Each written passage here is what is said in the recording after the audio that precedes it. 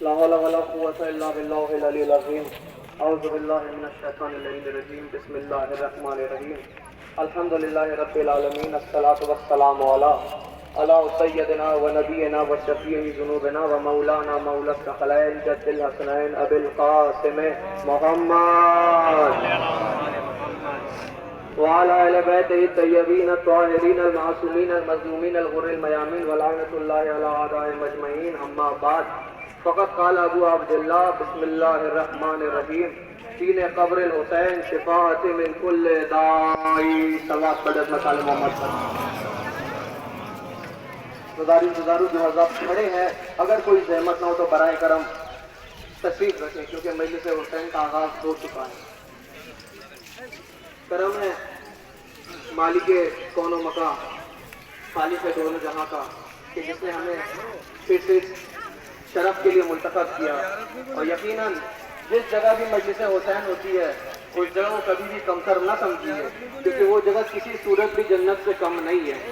اتنی بڑی بات آج میں یہاں کہہ رہا ہوں، ہو سکتا ہے ان میں سے کچھ ہمارے بھائی ایسے بھی ہوں جو پوچھیں کہ دلیل کیا ہے، دلیل کیا ہے، تو دلیل دینے لگا ہوں۔ یاد رکھیے گا کہ جنت کا ایک قانون ہے، میں جنت کا ہے دلیل بھی دے رہا ہوں، جنت کا ایک قانون ہے کہ جنت کی چیز باہر نہیں جاتی۔ آپ پوچھیں گے اس کی دلیل کیا ہے؟ جب جناب آدم کو جنت سے نکالا گیا، انہیں جنت سے ہٹایا گیا، تو جناب آدم جنت سے نکلنے لگے تو پروردگار نے کہا جنت سے ایسے نہیں جاؤ، رک جاؤ۔ کہا پھر پروردگار کیسے جائیں؟ کہا یہ جو تم نے لباس پہنے رکھا ہے نا اسے یہیں چھوڑ دو، اسے یہیں چھوڑ دو، کیونکہ جنت کی چیز ہے، جنت سے باہر نہیں جائے گی، کیونکہ اس کی اہمیت ختم ہو جائے گی۔ جو چیزیں آپ کو پیسے دے کر دیکھنے کو ملتی ہیں، کسی میوزیم میں دیکھنے کو ملتی ہیں، وہ اگر شاہراہوں پر دیکھنے کو ملے تو اس کی اہمیت ختم ہو جاتی ہے۔ تو پروردگار نے قانون بنا دیا، آدم اگر جانا ہے چلے جاؤ زمین میں لیکن اس لباس کو نہیں چھوڑو۔ تب پروردگار پردہ پھر کیسے کروں؟ کہ یہ تمہارا مسئلہ ہے، تم سمجھو کہ پردہ کیسے کرنا ہے۔ تو تاریخ بتاتی ہے جب پہلی بار ہوئے زمین پر جناب آدم آئے تو پتوں سے انہوں نے پردہ کیا، پتوں سے انہوں نے پردہ کیا، تو قانون بن گیا پروردگار کا کہ جنت کی چیز جنت سے باہر نہیں جاتی، جنت کی چیز جنت سے باہر نہیں جاتی۔ اللہ اکبر۔ لیکن عجب ماجرا دکھا کہ چاند رات ہے اور دو چھوٹے چھوٹے شہزادے اپنی مادر گرامی سے کہہ رہے ہیں اماں ہمارے لباس کہاں؟ اللہ اکبر۔ اماں ہمارے لباس کا، اب یہ نہیں جانتا کہ چاند کی 29 تھی کہ 30 تھی، لیکن تھی چاند رات۔ اور بیوی نے کیا کہا کہ تمہارے لباس درزی کے یہاں سل رہے ہیں۔ سب کو معلوم ہے، اتنی مجلسیں بچپن سے ہم نے سنی ہے، اس میں کوئی ایسا فرد نہیں ہوگا جو نہیں جانتا وہ لباس کہاں سے آئے تھے، کہاں سے آئے تھے وہ لباس؟ جنت سے آئے تھے۔ اللہ اکبر۔ جنت کا تو قانون ہے نا کہ جنت کی چیز جنت سے باہر نہیں جاتی، لیکن آج کے بعد دوسرا قانون بھی بن گیا۔ دو باتیں رہی، یا یہ مانیے معاذ اللہ پروردگار نے اپنا قانون توڑا، یا یہ مانیے حسن حسین جس جگہ ہوتے ہیں اسی جگہ کو جنت کہتے ہیں۔ صلوات پڑھیں حضرت آل محمد پر۔ آج سے مل کر زندہ باد مرداباد مرداباد۔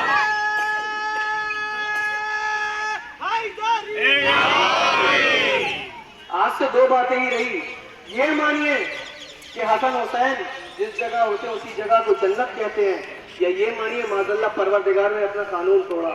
اور اگر یہ مانیں گے تو یاد رکھیے آپ کو دائرہ اسلام سے خارج ہو جائیں گے۔ تو سوچیے نا جس جگہ آپ مجلس حسین کرتے ہیں وہاں حسن حسین بھی آتے ہیں، لیکن وہ بیوی بھی آتی ہے کہ جس کے قدموں میں حسن حسین کی بھی جنت ہے۔ اللہ اکبر۔ ہمارا عقیدہ سینہ ٹھوک کر عقیدہ ہے، جب بھی فرش مجلس بچتی ہے کوئی آئے نہ آئے سب سے پہلے وہ بیوی ضرور آ جاتی ہے۔ بس کیونکہ اس مجمع میں میں نہیں جانتا کون کہاں سے آیا ہے، لیکن میری نگاہیں دیکھ رہی ہے کہ ان میں سے ضعیف بھی ہیں جو زیادہ دیر کھڑے نہیں ہو پائیں گے۔ بس میں نے اپنے گفتگو کو یہیں پہ سمیٹا۔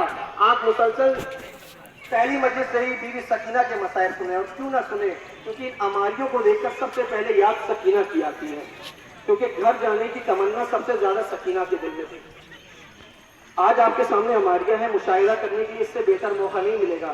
جب یہ جلوس ختم ہو جائے نا، اختتام پذیر ہو جائے، جا کر دیکھیے گا اونٹ کی پشت جو ہوتی ہے نا عجیب قسم کی ہوتی ہے، کہیں اونچی جگہ ہوتی ہے کہیں نیچی جگہ ہوتی ہے۔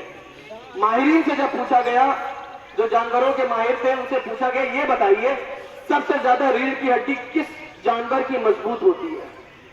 تو انہوں نے فرمایا کہ اونٹ کی ریڑھ کی ہڈی ہر جانور سے زیادہ مضبوط ہوتی ہے۔ فقرہ پڑھنے لگا ہوں، سماعت فرمائیے گا۔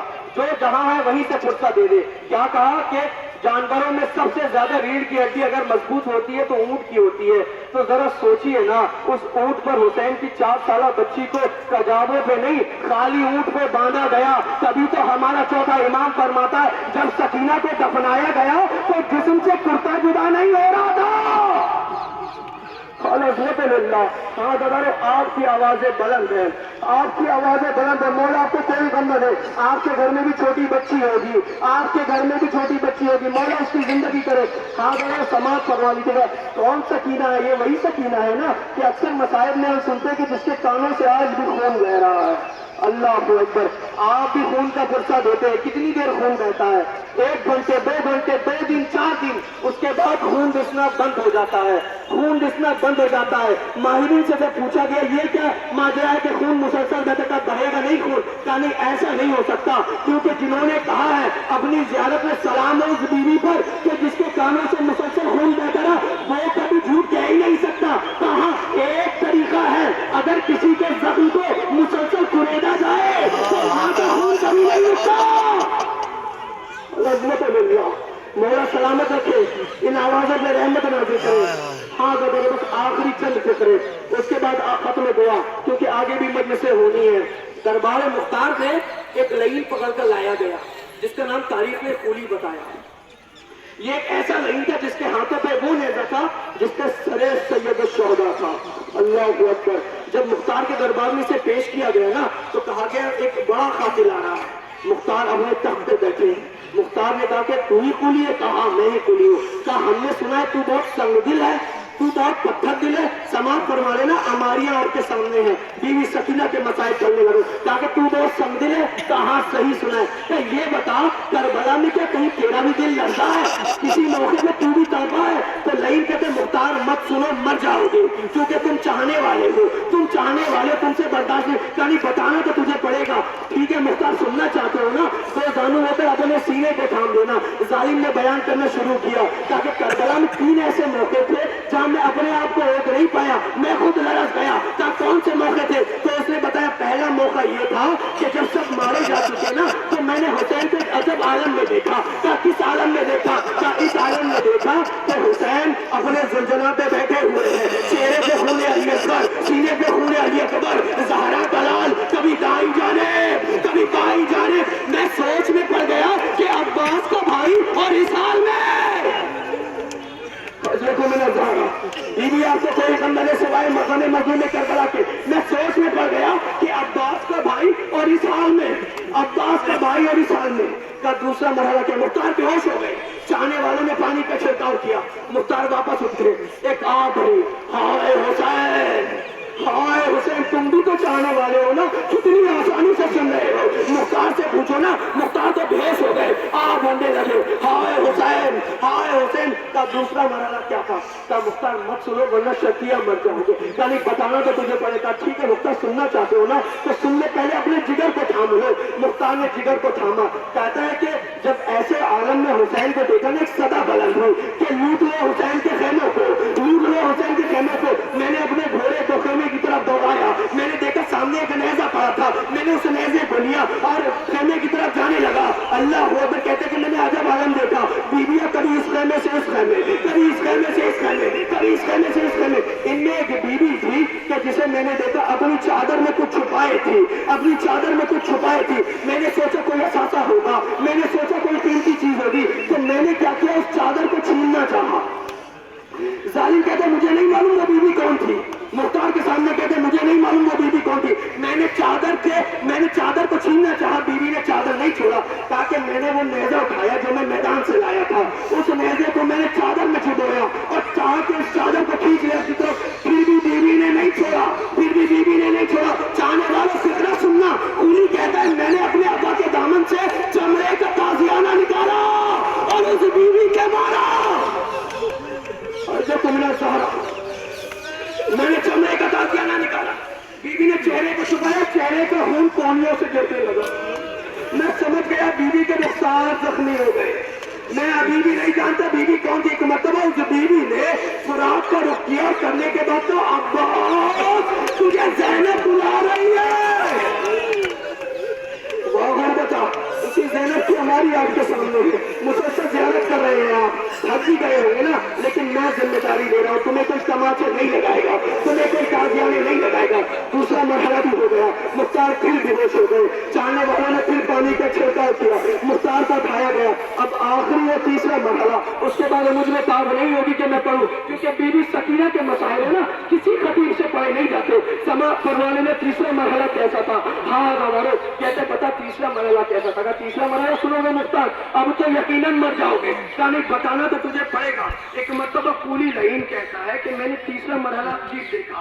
कैसा मरहला था? कहा मैंने देखा जब उस बीवी को मैंने देखा कि जब उस बीवी के रुखसार से खून बह रहा था, इसी असना में मैंने छोटी सी बच्ची को देखा कि जिसके कुर्ते में आग लगी थी, खेमे से निकली और मैदान की तरफ बढ़ती है, कहते बाबा मेरे दामन की आग बुझा दो, बाबा मेरे दामन की आग बुझा दो, बाबा मेरे दामन की आग बुझा दो। लगता है कि बहुत दौड़ती है। इसी असना में जब खेमे के शोले भड़के ना, तो इन शोले में मैंने देखे उस बच्ची ने बड़े हसीन बुंदे पहने थे। अल्लाह साहिब औलाद है ना, समाप्त फरमा लेना, अगर सीने में दिल है और दिल में हुसैन की मोहब्बत है तो बहुत देर तक रहोगे। हाँ बताओ क्या कहता है? कहते हैं कि जब शोले भड़के तो मैंने देखा उसने अपने कानों में एक हसीन बुंदे पहने थे, मुझे लालच आ गया। मैंने क्या किया, वो नेज़ा जो मैंने उठाया था ना, मैंने उस नेज़े के साथ अपने घोड़े को उस बच्ची की तरफ दौड़ाया। बच्ची ने मुझे देख लिया, बच्ची और तेज दौड़ने लगी, मैंने और तेज घोड़ा दौड़ाया, बच्ची और तेज दौड़ने लगी, मैंने और तेज घोड़ा दौड़ाया। मैंने करीब जाकर कुछ नहीं किया, वो जो नेज़ा उठाया था ना, मैंने उसे उस बच्ची के पुष्ट में चुबो दिया। बच्ची ज़मीन करबला में मुंह के बल गिर गई। हाँ बच्ची मुंह के बल ज़मीन करबला में गिर गई। जुल्म यहाँ पे खत्म होता तो मैं भी तकरीर खत्म कर देता, लेकिन जालिम कहता है कि मैं अपने घोड़े से उतरा, उतरने के बाद उस बच्ची के गोशवारे पकड़े, खोले नहीं खींच दिए, कान की लबे फट गई। बच्ची मक्तल की तरफ देख कर कहती है बाबा क्या इसी के लिए मुंडे पहनाए थे? ए बाबा तुम्हारी सकीना नालिल्लाह।